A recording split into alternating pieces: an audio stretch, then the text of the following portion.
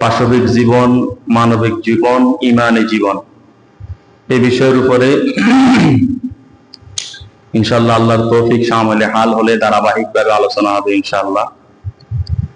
মানুষ আল্লাহর সৃষ্টির মধ্য থেকে সর্বশ্রেষ্ঠ সৃষ্টি। আল্লাহ তাআলা যাহা কিছু সৃষ্টি করছেন, সকল সৃষ্টির মধ্য থেকে আল্লাহ তাআলা মানবকে, মানুষকে শ্রেষ্ঠত্ব দান করেছেন। কোরআনে কারিমে আল্লাহ তাআলা বলেন, বিসমিল্লাহির রহমানির রহিম, ওয়ালাকাদ কাররামনা বনি আদম, আমি মানুষকে সম্মানিত করেছি, শ্রেষ্ঠত্ব দান করেছি। এই সম্মান শুধুই ঈমানের জন্য। এই সম্মান কিসের জন্য বলেন?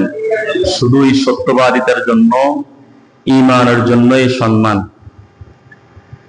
সূরতে মানুষ, কিন্তু সিরাত যদি ভিতরে ঠিক না থাকে, তাহলে এই শ্রেষ্ঠত্ব আল্লাহ যে মানুষের জন্য ঘোষণা করছেন সে শ্রেষ্ঠ মানুষ নয়।